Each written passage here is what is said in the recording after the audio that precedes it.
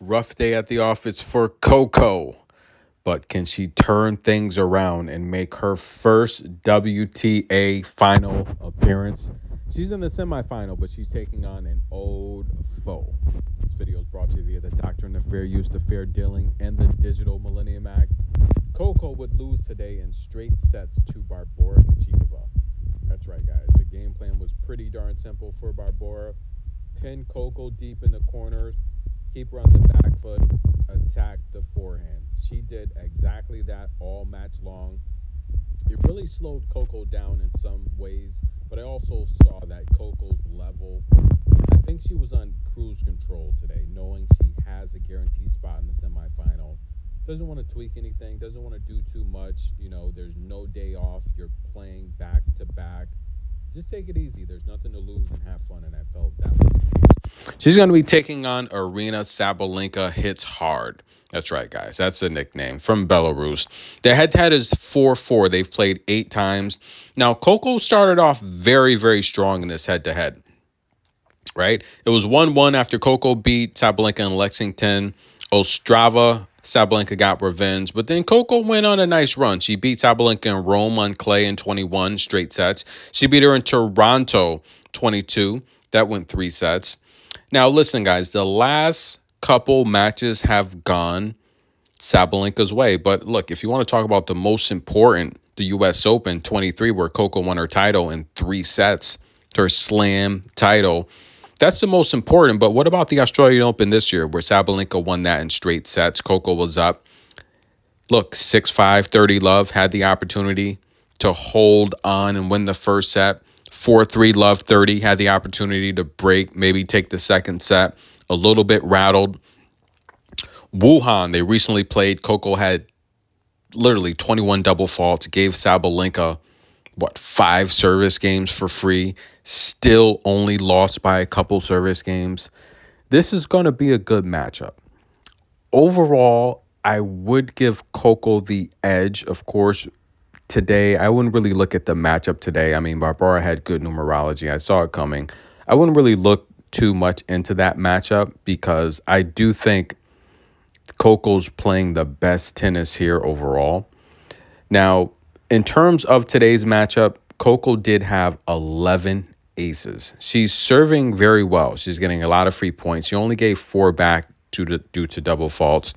Sabalenka last time out against Rybakina had 4 aces and 4 double faults. She gave all of her aces back. She got 67% of her first serves in play, but won only 53% of the first serve, 56% of her second serve. Again, I wouldn't really look into that because, like I said, it went exactly how I knew.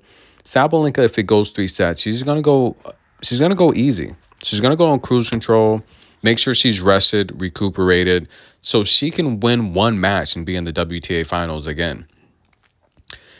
Here's what I think is going to happen in terms of game plan. I think Sabalenka is going to try to overpower Coco with her serve. But historically, Coco hasn't struggled with Sabalenka's serve. She's really struggled in between the rallies where Sabalenka just firing her cross-court forehand, which is tough to return for anyone. However, Coco's had success against Sabalenka with the short balls. And I've covered this topic several times. I've showed you the videos, the highlights. When Coco's playing vertically against Sabalenka, she has no answer, right? She's made so many mistakes at the net or coming forward against Coco. That U.S. Open tournament, the unforced errors were insane against Coco. And even if we take a look, last time they played in Wuhan, right? A lot of errors there. Even at the Australian Open, a lot of errors there. So I do think personally, Coco's going to have to mix it up. She's going to have to get to her backhand, of course, serve well, reduce her double faults. But she's got to get Sabalenka on the move. Sabalenka is so powerful. She needs to get set stationary and blast those rockets. The strategy is very simple, in my opinion, for Coco to win this match. Get Sabalenka moving.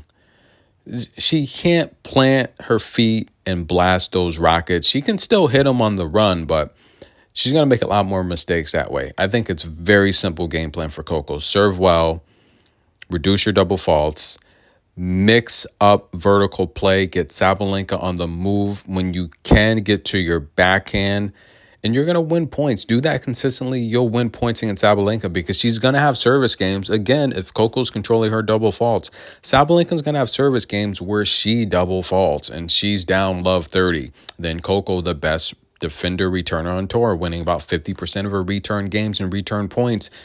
You win a point here. Now you got to several break points. Might lose one, win one, you break. So that's got to be the strategy for Coco. For Sabalenka, I think the strategy, it's going to be very simple as well. She's got to serve well against Coco. She can't have 4 aces and 4 double faults. Sabalenka's going to have to be upwards of double-digit aces, 8 to 10. Reduce her double faults. Get to her forehand, pin Coco deep, attack the forehand side of Coco. If there's any weakness, continue to